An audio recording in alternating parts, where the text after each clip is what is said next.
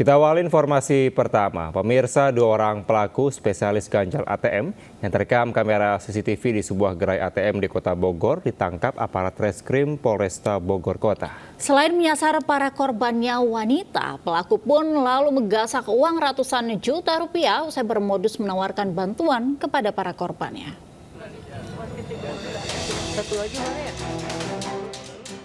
Pria ini nyaris jadi bulan-bulanan warga usai aksinya mengganjal ATM di sebuah gerai ATM di Jalan Lodaya, Kecamatan Bogor Tengah, Kota Bogor, Jawa Barat, dipergoki. Dalam aksinya, 2 pelaku berinisial HS dan AP ini berpura-pura menawarkan bantuan kepada korban yang rata-rata wanita untuk menarik uang di mesin ATM di lokasi yang sepi. Namun sebelumnya pelaku telah mengganjal mesin ATM dengan mengenakan tusuk gigi dan juga merusak mesin. Kartu ATM milik korban yang tersangkut diambil pelaku usai pelaku menghafal PIN milik korban. Dalam aksinya, para pelaku berhasil menggasak uang ratusan juta rupiah milik para korbannya. Ada peran pelaku lainnya untuk mengintip dan menghafal PIN tersebut.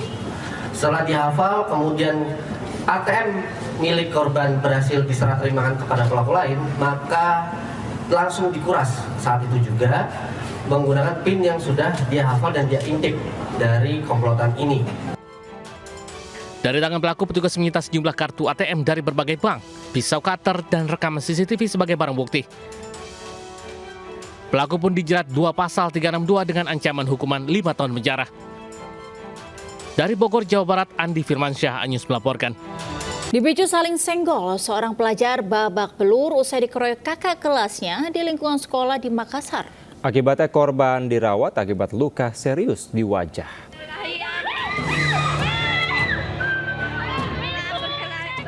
Sejumlah siswi histeris melihat aksi pengeroyokan yang dilakukan puluhan pelajar terhadap adik kelasnya sendiri di dalam area lingkungan sekolah SMK Negeri 5 Makassar, Sulawesi Selatan. Terlihat korban berinisial IM dikerumuni puluhan pelajar yang tak lain kakak kelasnya sendiri. Bahkan sejumlah pelaku mengeroyok korban secara brutal. Beruntung korban berhasil dievakuasi temannya yang melihat kejadian tersebut. Akibat perundungan dan penganiayaan ini, korban menderita luka serius pada bagian wajah dan menjalani perawatan di rumah. Aksi pengeroyokan ini dilatar belakangi balas dendam. Anak-anak itu saling bersenggolan saja sebenarnya pada awalnya. Dan kami sudah tangani untuk mendamaikan. Hanya saja yang namanya musibah, tiba-tiba ketemu kembali, terjadilah kejadian yang kemarin itu seperti yang kita lihat di video. Kini pihak sekolah memberikan sanksi skorsing kepada para pelaku dengan tidak diperbolehkan masuk sekolah selama 1 pekan ke depan. Dari Makassar, Sulawesi Selatan, Yusfin melaporkan. Pemirsa, 2 kelompok warga bersenjata tajam nyaris bentrok hingga menggegerkan warga di Bangkalan, Jawa Timur. Beruntung insiden itu berhasil dilerai sejumlah tokoh masyarakat setempat. Kejadian diawali masalah sepele, teguran warga terhadap 2 pengendara motor yang sedang lewat.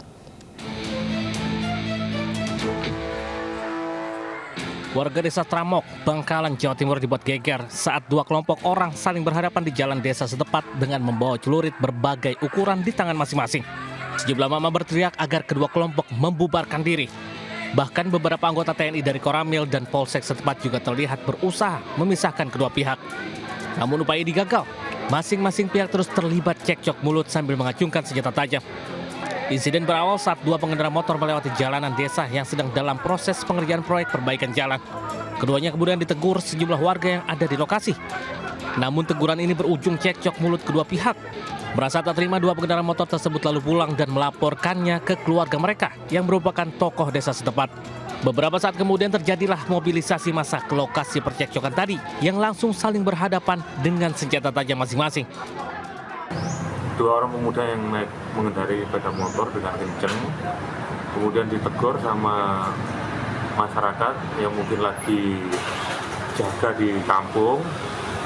Kemudian terjadi cekcok pengendara sepeda motor tersebut sama sejumlah masyarakat yang duduk di pinggir jalan. Keributan ini akhirnya reda usai sejumlah tokoh agama dan masyarakat ikut datang ke lokasi untuk menghentikan keributan ini. Pihak TNI dan Polri masih melakukan penjagaan dan pemantauan guna mencegah insiden lanjutan. Dari Bangkalan, Jawa Timur, Taufik Syahrawi, Anyus melaporkan. Pemirsa, selebgram wanita diamankan polisi karena promosikan judi online. Tersangka dijerat Undang-Undang Informasi dan Transaksi Elektronik dengan ancaman hingga 10 tahun penjara.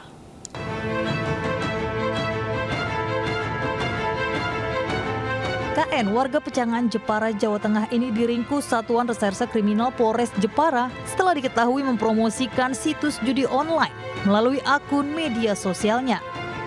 Selebgram ini memanfaatkan pengikut di akun media sosial untuk bergabung di judi online situs robot slot. Apesnya, promosi judi online di akun media sosial milik KN terendus tim cyber Polres Jepara. Keberadaan tersangka terlacak petugas melalui profil akun media sosial. Dari unggahan situs judi online tersebut, tersangka memperoleh imbalan uang setiap bulan mulai Rp1.800.000. Yang mana bahwa tersangka ini merupakan suatu peserta atau afiliator yang mempromosikan judi online kepada masyarakat untuk diajak ikut serta bergabung. Ya, awalnya diajak sama teman. Terus saya tergiur, kemudian saya ikut gabung dengan grup situs judi online. Mulai kapan, Mbak? Mulai awal Januari tahun 2023. Polisi mengamankan ponsel yang digunakan untuk promosi judi online serta buku tabungan penerima bayaran. Tersangka KN dijerat pasal 303 KUHP tentang judi serta Undang-Undang ITE dengan ancaman hukuman hingga 10 tahun penjara. Dari Jepara, Jawa Tengah, Alip Sutarto, Ainis melaporkan. Viral di media sosial, sepasang muda-mudi asik pacaran hingga nyaris tertabrak kereta api. Daerah Operasional 2 Bandung akan menutup akses agar tidak ada warga yang kembali melintasi jembatan.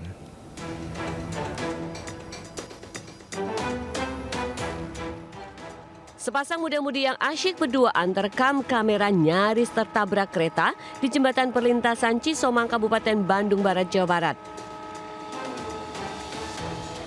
Bahkan masinis yang melihat ada sepasang muda-mudi duduk di tengah jembatan sempat membunyikan klakson dan memperlambat lajunya. Tak berselang lama kedua muda-mudi berusaha menghindar tabrakan. Video ini pun viral. Remaja itu keasikan, tapi tidak memperhatikan tentang keselamatan dirinya sendiri. Kita bulan kemarin melakukan sosialisasi ke daerah Pleret, pesantren Al-Mutahhar terkait bahayanya dilarang beraktivitas di jalur KA. Usai kejadian, pihak PT KAI Daerah Operasional 2 Bandung akan menutup akses jalan menuju jembatan Cisomang.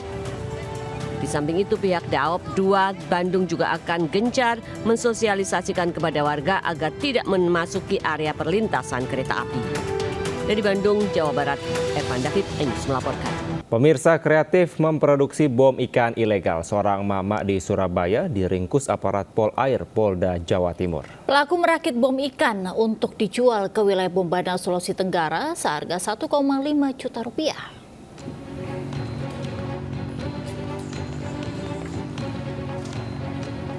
Seorang mak berinisial FR, 45 tahun, warga Kelurahan Ngemplak Rejo, Kota Pasuruan, Jawa Timur, diringkus anggota Ditpolairut Polda Jatim.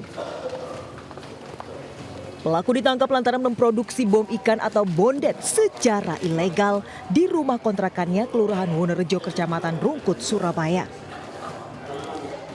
Kasus terungkap saat polisi mendapat informasi adanya transaksi bahan peledak di Pasuruan.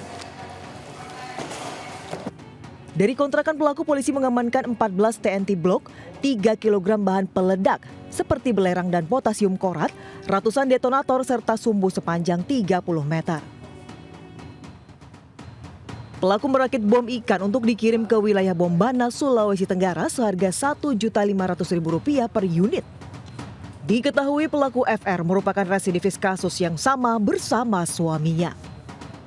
Ada sekitar 14 buah yang batangan yang di depan ini, contohnya bahan peledaknya, kemudian 250 gram yang telah dikrus ataupun dihancurkan dalam bentuk bubuk di mana tersangka merupakan residivis yang telah dihukum pernah menjalani hukuman 5 bulan. Kini pelaku dijerat pasal tentang kedaruratan dengan ancaman hukuman maksimal 20 tahun penjara. Dari Surabaya, Jawa Timur, Rahmat Ilyasan, iNews melaporkan. Ya, pemirsa, aksi mahasiswa di depan Patung Kuda Jakarta Pusat berujung ricuh. Mahasiswa yang hendak menuju ke Istana Negara dihadang polisi hingga terjadi bentrokan.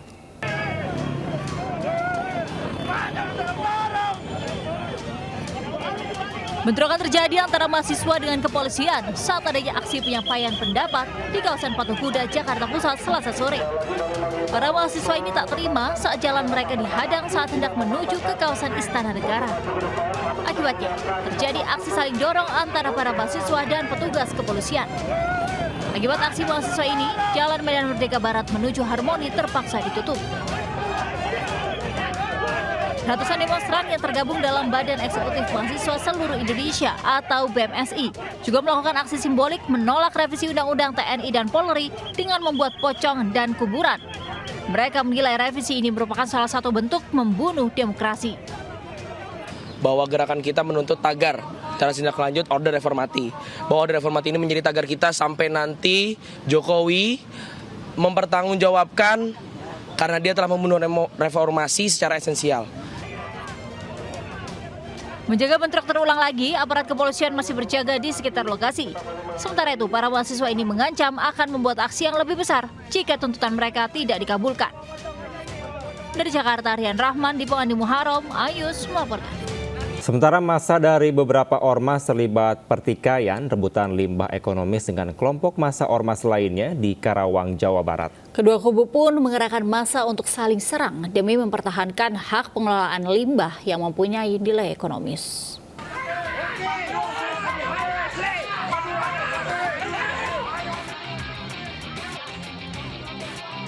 Dua kelompok massa nyaris bentrok usai terjadinya pengusiran warga yang akan berunjuk rasa di salah satu pabrik di kawasan industri Karawang, Jawa Barat.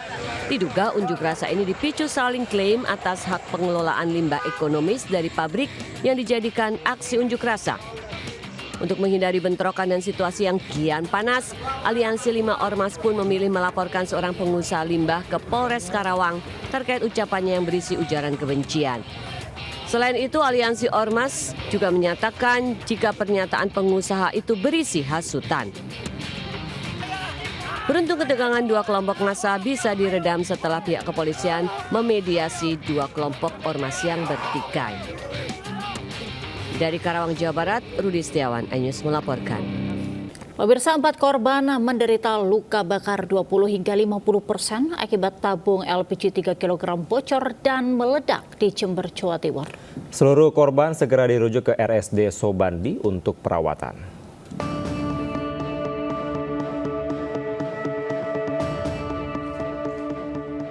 Empat korban ledakan gas LPG segera mendapat perawatan intensif di RSD Subandi, Jember. Korban, suami istri dan anak Rifai Firdaus dan Samara Ifada, serta satu teknisi kompor Setioko menderita luka bakar 20% hingga 50% di sekujur tubuh. Diduga ledakan ini akibat adanya kebocoran gas saat korban Setioko tengah memperbaiki kompor. Apalagi dapur milik korban tidak ada ventilasi sama sekali. Akibat kuatnya ledakan membuat kaca jendela rumah korban pecah. Saat kejadian, tetangga mengaku juga mendengar ledakan kencang dari rumah Rifai. Kondisinya ya masih sadar, cuman luka bakarnya agak lumayan. 20%? Ya sekitar 50-an. 50%. Kasus ini masih ditangani Polsek Petrang, Jember dengan melakukan olah TKP dan memastikan penyebab pasti ledakan. Dari Jember, Jawa Timur, Bambang Sugiarto, iNews melaporkan. Pemirsa, kelangkaan minyak kita di Pasar Senen Jakarta Pusat telah terjadi sejak 2 bulan lalu dan harganya tembus Rp17.000 per liter. Kelangkaan stok minyak kita membuat harganya terus melambung.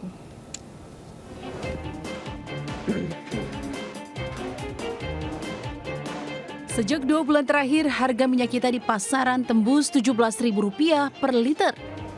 Di Pasar Senen Jakarta Pusat, harga minyak kita yang sebelumnya dijual Rp15.000 per liter kini naik menjadi Rp17.000 per liter.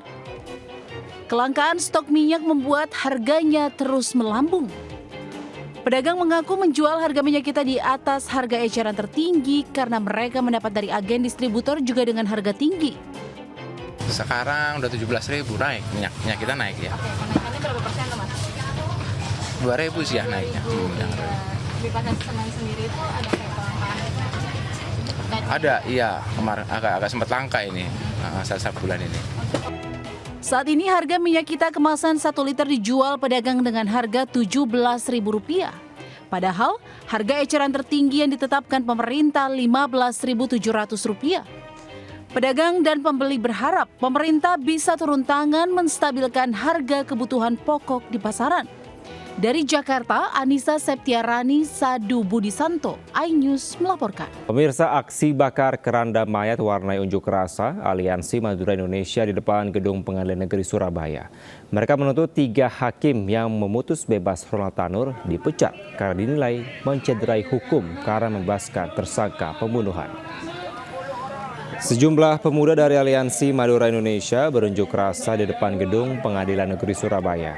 Mereka memprotes putusan 3 hakim Pengadilan Negeri Surabaya yang memvonis bebas Ronald Tanur, terdakwa penganiayaan dan pembunuhan kekasihnya sendiri. Menurut mereka, putusan hakim tersebut mencederai hati rakyat, sekaligus menunjukkan matinya hukum di Pengadilan Negeri Surabaya. Para pendemo ini menuntut 3 hakim yang menangani kasus Ronald Tanur diberi sanksi berat.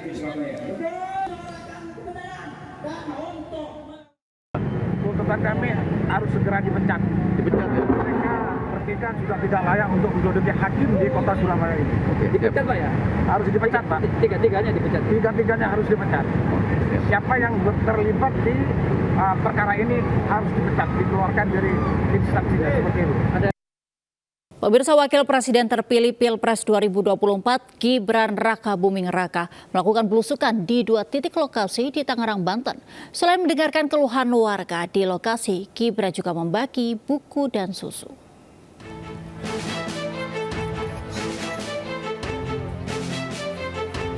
Bersama sang istri, Silvi Ananda, Wakil Presiden terpilih Pilpres 2024 Gibran Rakabuming Raka belusukan di Poris Pelawat, Kecamatan Cipondok, dan Kelurahan Babakan, Kecamatan Tangerang, Kota Tangerang, Banten. Gibran disambut hangat warga. Beberapa warga meminta untuk berfoto bersama. Selain itu, Gibran juga didampingi politikus PSI, Valdo Maldini. Selain menyapa warga, Gibran dan Silvi juga membagikan buku dan susu kepada warga. Gibran Rakabuming Raka mengatakan, ia datang ke Kota Tangerang tidak hanya untuk membagikan susu dan buku, tapi juga mendengarkan keluhan warga. Gibran menyoroti perlunya pembangunan infrastruktur, seperti tata air dan sanitasi yang baik untuk kawasan padat penduduk. Sementara itu, terkait program makan gratis, Gibran menyatakan tetap akan menjadikan prioritas pemerintahannya kelak meski dengan anggaran Rp7.500. Dari Tangerang, Banten, Sukron, iNews melaporkan. Pemirsa, mantan Gubernur DKI Jakarta Anies Rashid Baswedan tanggapi isu soal dirinya akan dipasangkan dengan Ahok oleh PDIP pada Pilkada DKI 2024 mendatang. Meski sejauh ini telah menjalin komunikasi dengan Ahok lewat pesan singkat, namun Anies mengaku akan bergerak sesuai konstitusi.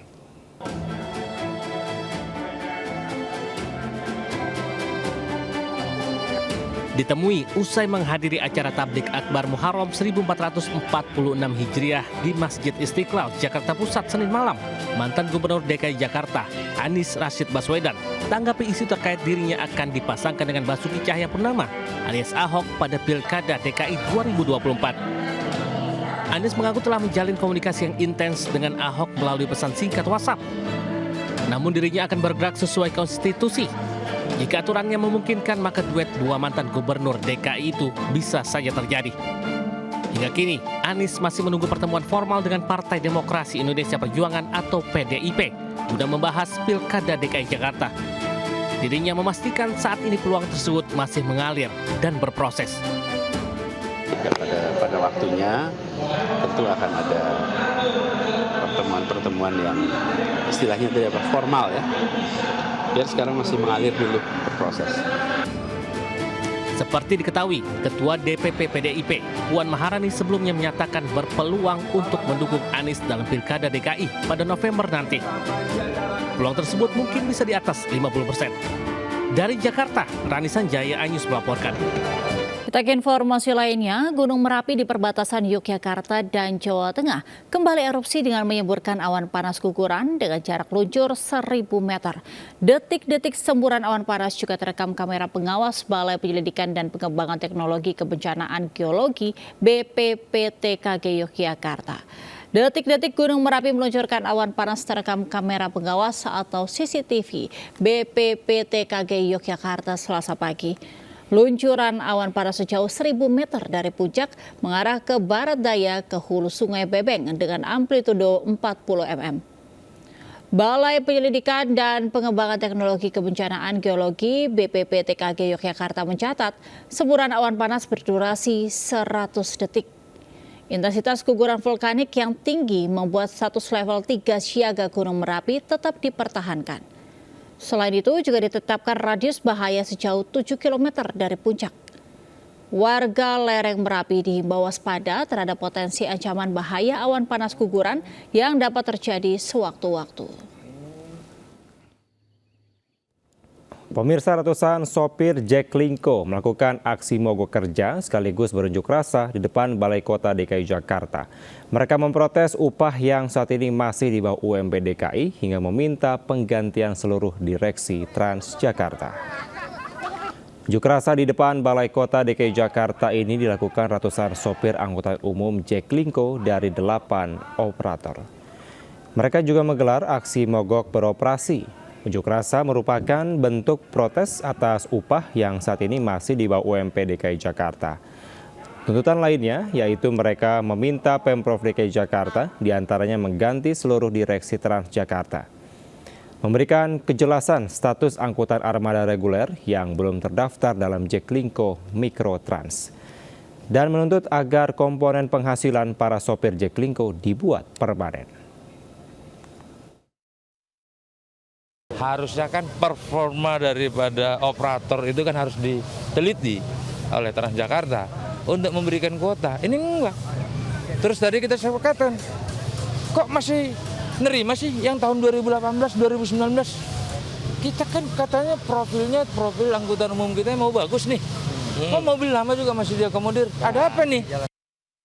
Panitia seleksi Pansel menggelar tes tertulis untuk para calon anggota Kompolnas periode 2024-2028 sebagai bagian tahap seleksi. 107 orang calon anggota Kompolnas mengikuti ujian tertulis yakni menuangkan semua visi dan misi jika nantinya terpilih menjadi anggota Kompolnas. 107 orang mengikuti tes tertulis berupa esai yang berisikan visi misi dari calon anggota Kompolnas. Tema dari seleksi tertulis adalah tugas dan wewenang Kompolnas dan seleksi dilakukan secara tertutup. Para peserta diminta tidak membawa alat elektronik termasuk ponsel saat proses seleksi berlangsung. Dalam proses penilaiannya, Pansel akan menggunakan metode blind review sehingga tidak akan ada nepotisme dalam hal ini. Hasil tes tertulis calon anggota Kompolnas akan diumumkan 2 Agustus 2024 mendatang. Pansel akan umumkan 50 orang yang lolos penilaian.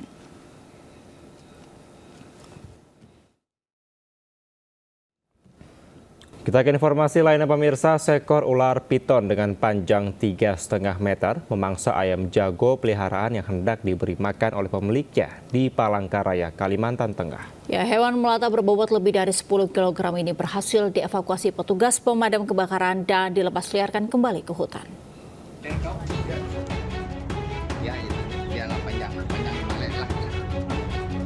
Warga Jalan Raja Wali, Palangkaraya, Kalimantan Tengah dikejutkan dengan kemunculan ular di dalam kandang ternak milik warga. Ular jenis piton sedang memangsa ayam jago saat ditemukan. Keberadaan ular piton pertama kali ditemukan istri pemilik ternak yang hendak memberi makan ayam jago pada pagi hari. Saat membuka pintu kandang, warga terkejut melihat ular piton di dalamnya dengan posisi melingkar dan perutnya membesar. Usai dihubungi warga, tim rescue damkar langsung mengevakuasi seekor ular piton berbobot lebih dari 10 kg dengan panjang 3,5 meter. Ayam itu istrinya mau kasih makan ayam pagi, Nah, melihat ayam tuh sepi di dalam kandang, dia punya beberapa kandang banyak sekali, dan ternyata di dalam kandang itu sudah melingkar seekor ular piton dengan panjang 3,50 meter dengan besar 3 inci. Sudah hilang 1 ekor ayam jago di dalam situ. Ular piton yang sudah 2 kali memangsa ayam ternak tersebut kemudian dilepas liarkan kembali ke habitatnya yang jauh dari permukiman warga. Dari Palangkaraya, Kalimantan Tengah, Adesata Ayus melaporkan. Ya pemirsa, Andri Januarta akhirnya memenangkan turnamen Elix 9 Ball Open di Harsa Billiard Serua Ciputat, Tangerang Selatan, Banten. Andri menjadi juara usai mengalahkan Dyer di laga final dengan skor akhir 9-4.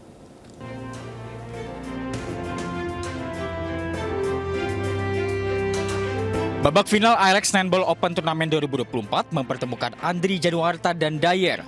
Kedua atlet asal Kepulauan Riau dan Jakarta ini bermain sangat tenang dan percaya diri. Dyer, atlet biliar asal klub Cowboy, harus mengakui keunggulan Andri Januarta, atlet asal klub C Flowers dengan skor 9-4. Pastinya sangat senang, dan sebelumnya kan turnamen semifinal terus. Akhirnya di turnamen Harsa ini bisa juara 1. Secara keseluruhan pelaksanaan pertandingan ini tidak ada kendala ya, bisa berjalan dengan baik dan lancar. Dengan adanya seluruh open turnamen sepanjang 2024 ini, kami berharap dari Popsi bisa dimanfaatkan oleh seluruh atlet sebagai ajang uji coba sebelum mereka nanti berlaga di PON pada bulan depan. Pertandingan Elix 9 Ball Open Turnamen menjadi modal bagus untuk tampil di PON 21 Aceh Sumut 2024. Dari Tangerang Selatan, Banten, Nunung Purnomo, iNews melaporkan. Pemirsa, hujan gol terjadi pada pekan ke-21 Liga Futsal Profesional 2023-2024 yang berlangsung di Gor Pancasila Universitas Gajah Mada, Yogyakarta. Black Steel FC, BTS FC, Favage Badua, dan Unggul FC berhasil membabat habis para lawannya dengan skor telak.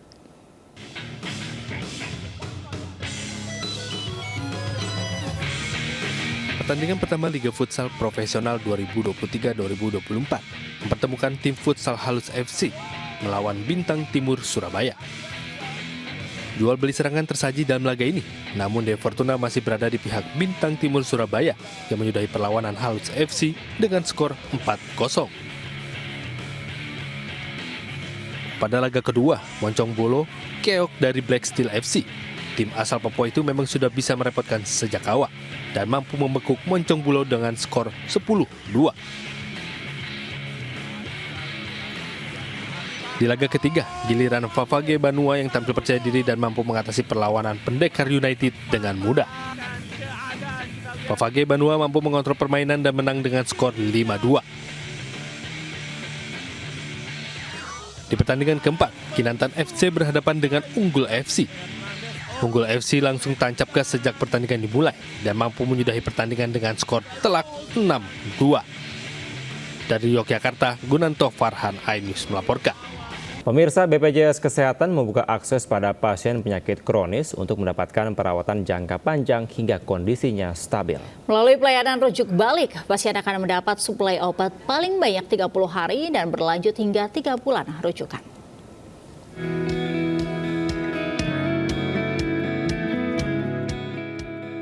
Penyakit kronis dengan biaya pengobatan yang tak sedikit membuat sebagian masyarakat cemas tak mampu berobat. Namun JKN KIS milik BPJS Kesehatan hadir, memberi harapan tetap sehat bagi pasien penyakit kronis. Salah satunya melalui inovasi program rujuk balik atau PRB. Layanan perawatan berkelanjutan khusus bagi penderita penyakit kronis di fasilitas kesehatan tingkat pertama, atas rekomendasi dari dokter spesialis yang merawat di rumah sakit.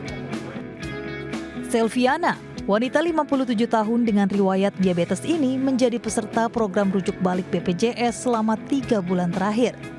Ia mendapat surat rujuk balik dari Rumah Sakit Mitra Keluarga dan kini menjalani perawatan di Puskesmas Kalideres. Mulai dari cek kesehatan hingga tebus obat-obatan dengan cepat dan mudah. Manfaat program rujuk balik juga dirasakan Yance Kodowati yang sudah menjadi peserta PRB selama 1 tahun. Biaya ya, kita kan nggak bayar apa-apa, hanya membayar BPJS saja. Untuk kontrol gulanya itu rutin. Merujuk balik saya ke sini karena obatnya semuanya tersedia di puskesmas ini. Udah bagus pemeriksaan dokter, udah pantas balik lagi ke puskesmas. Tapi kan juga lebih enak sini, masalahnya lebih dekat dari rumah. Perawatan aja, minta perawatan yang bagus, yang cepet gitu. Begitu juga dari pengambilan obat, nggak usah antri lama. Program rujuk balik dikhususkan untuk 9 penyakit kronis, diantaranya diabetes mellitus, hipertensi, jantung, asma, penyakit paru obstruktif kronis PPOK, epilepsi, skizofrenia, stroke, hingga lupus. PRB ini sangat penting bagi pasien kronis yang kondisinya sudah stabil namun masih memerlukan pengobatan rutin dan asuhan keperawatan jangka panjang. Kita memastikan dengan beberapa pemeriksaan untuk melihat ada tidaknya komplikasi. Pada saat kita memberikan obat rutin, itu ada penilaiannya lagi. Jadi kita melihat cocok tidaknya pasien dengan obat tersebut. Tingkat pengawasan, pengontrolan pengobatannya ya. Ini berarti kan pasiennya bisa kita lihat monitoring. Dia teratur minum obatnya, menurunkan angka kesakitan. Hingga Juni 2024, jumlah pasien penyakit kronis di wilayah Jakarta Barat mencapai lebih dari 63.700 orang. 16.000 lebih diantaranya telah terdaftar program rujuk balik. Kalau PRB itu pelayanannya fokus kepada akses terhadap obat. Pasien rujuk balik tinggal maintenance saja setiap bulan, rutin ngambil obat setiap bulan, dan 3 bulan sekali itu bisa kembali ke dokter spesialis di rumah sakit. Intinya bagaimana sebenarnya BPJS Kesehatan membuat program ini untuk memberikan kemudahan dan pastinya menaikkan kepuasan dari peserta BPJS Kesehatan. Keberadaan program rujuk balik menjadi bukti komitmen BPJS Kesehatan untuk terus memberi kontribusi nyata, meningkatkan kemudahan akses layanan kesehatan bagi semua peserta, khususnya menjamin kebutuhan obat peserta penyakit kronis. Nah, pemirsa, melalui program rujuk balik seperti ini, pasien dengan penyakit kronis bisa menebus obat yang mereka perlukan di fasilitas kesehatan tingkat pertama, seperti apotek yang ada di puskesmas ataupun juga apotek yang bekerja sama dengan BPJS Kesehatan. Tentunya program rujuk balik ini pun juga mempermudah pasien dengan penyakit kronis untuk bisa menebus obat-obatan tanpa harus datang ke rumah sakit secara langsung.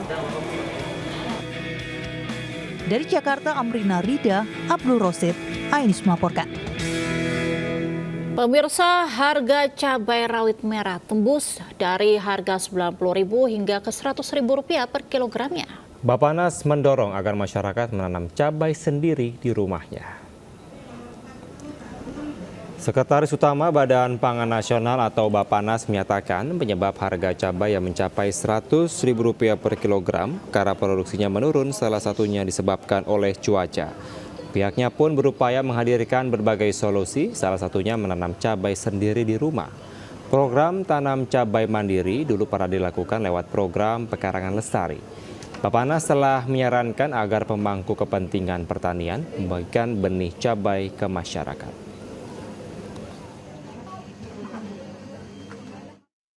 Cabai itu bisa panen di off season maupun on season ya, jadi tidak mengenal waktu sepanjang itu ada screen house.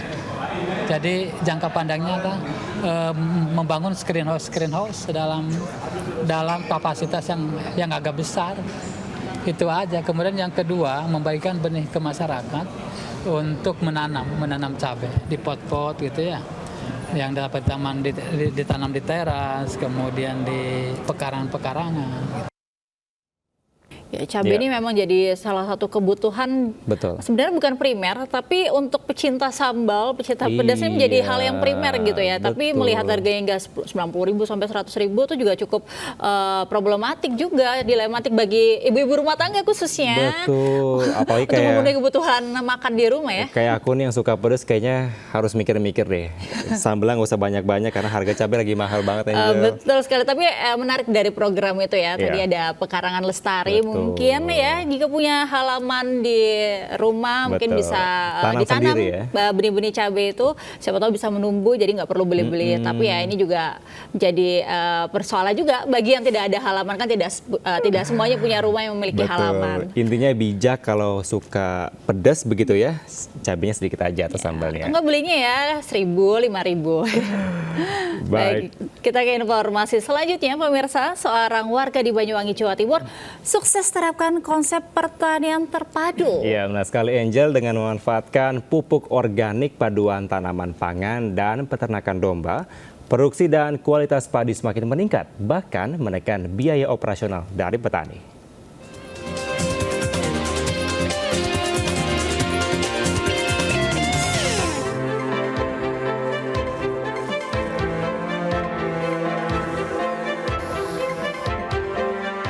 Berawal keresahan atas langka dan mahalnya pupuk, Nuryanto, petani asal desa Temuhuru, Kecamatan Sempu, Kabupaten Banyuwangi, Jawa Timur ini membuat pupuk organik dengan konsep pertanian terpadu di lahan pertaniannya. Ia pun mengintegrasikan peternakan domba, budidaya tanaman ubi jala dan padi di lahan seluas 7 hektar miliknya.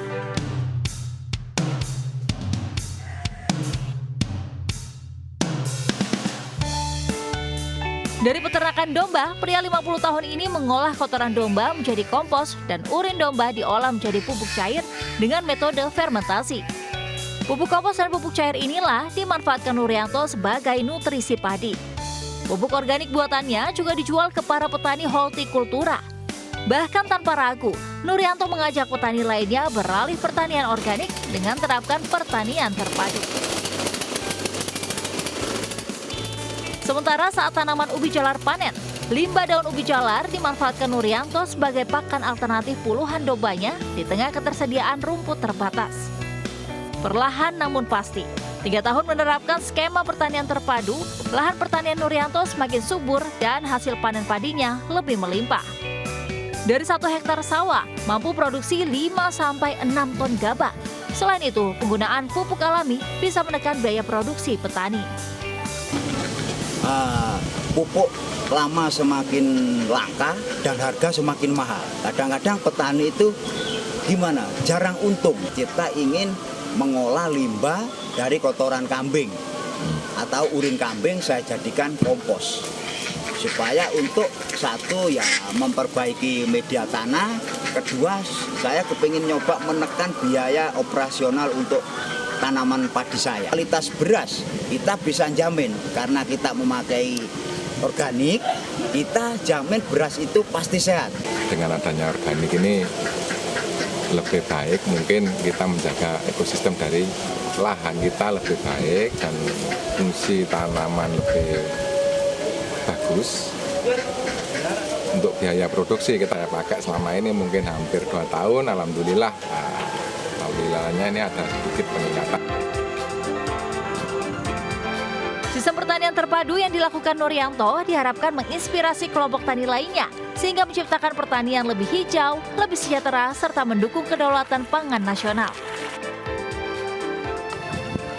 Dari Banyuwangi, Jawa Timur, Steviani Sirait, Eri Sutomo, Ayus melaporkan.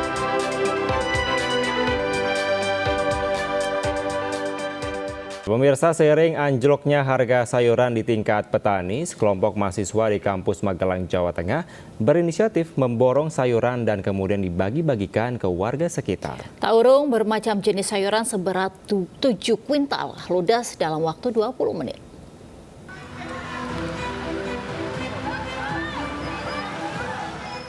Sekelompok mahasiswa dari Universitas Muhammadiyah Magelang, Jawa Tengah membagi-bagikan sayur kepada warga di sekitar Jalan Tidar, Kota Magelang secara gratis.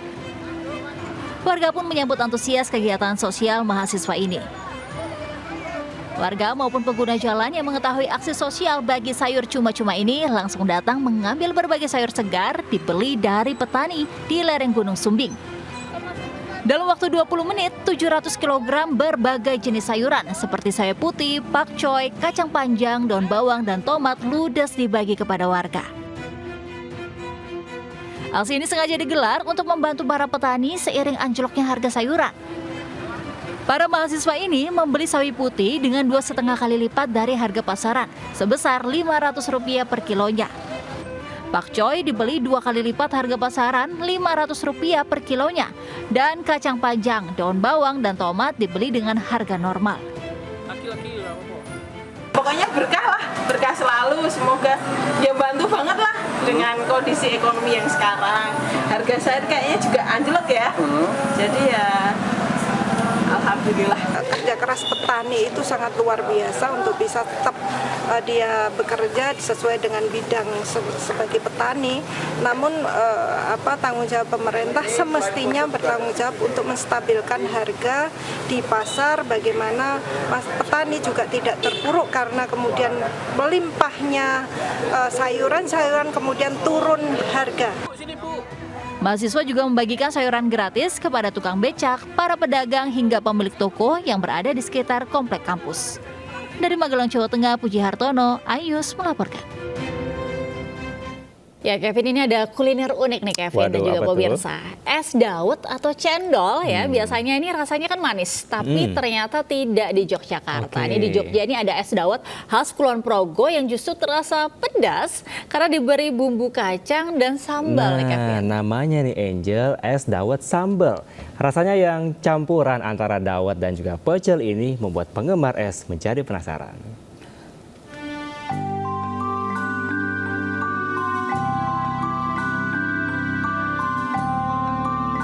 Tampilan dawet pedas khas Yogyakarta ini memang tak biasa. Campuran cendol atau dikenal dengan nama dawet di masyarakat Jawa ini biasanya gula dan santan. Pada dawet, sambal campuran ini digantikan potongan toge, tahu, dan sambal sebagai topping cendol. Meski terkesan tak lazim, rasa dawet sambal ini tak kalah nikmat. Campuran rasa pedas, gurih, dan manis membuatnya selalu diburu para penggemar dawet. Meracik dawet sambal ini cukup unik. Cendol diberikan topping, toge, dan tahu kemudian disiram sambal yang terbuat dari kelapa yang disangrai. Dawet sambal pun siap dinikmati. Uniknya meski disajikan dalam keadaan dingin, dawet sambal ini tidak disajikan dengan es. Di kota Yogyakarta, dawet sambal ini hanya bisa didapatkan di Pasar Ngasem di sisi utara alun-alun selatan. Enak mas, saya baru sekali tapi enak bener. Rasanya di mulut seperti apa? Manis, gurih, pokoknya nano enak banget. Saya sampai beli tadi tak bawa pulang. Ya sehari kurang lebih 100-an lah mas. Ya, tapi dari hari pertama sampai hari kedua ya, kemarin hari pertama sempat kurang ramai ya. Hari kedua kemarin alhamdulillah jam 3 udah habis.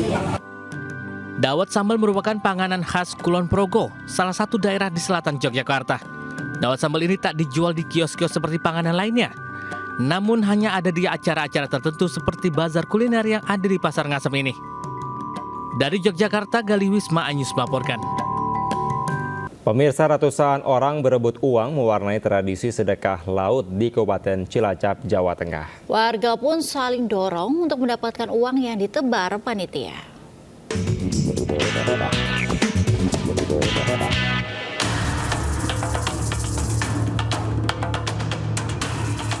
Ratusan orang saling dorong dan berebut uang yang disebar di pantai Serandil, Cilacap. Ratusan lembar uang pecahan nominal Rp20.000 hingga Rp50.000 dan Rp100.000 sengaja ditebar panitia untuk diperebutkan. Tak mudah untuk mendapatkan uang yang ditebar panitia karena kencangnya tiupan angin yang membuat uang susah ditangkap. Aksi tebar uang ini sengaja digelar untuk berbagi rezeki kepada warga. Dengan membagikan sebagian rezeki diharapkan bisa membersihkan diri dan berbagi kepada sesama. Tradisi sedekah laut di pantai Serandil Cilacap digelar dengan mengarak belasan jolen berisi hasil bumi dan kepala kerbau. Sesaji dibawa dalam jolen kemudian dibawa ke pantai laut selatan untuk dilarung. Tradisi laut ini telah dilakukan secara turun-temurun sebagai ungkapan rasa syukur atas hasil tangkapan ikan yang melimpah. Dari Cilacap, Jawa Tengah, Heri Susanto, Ainus melaporkan.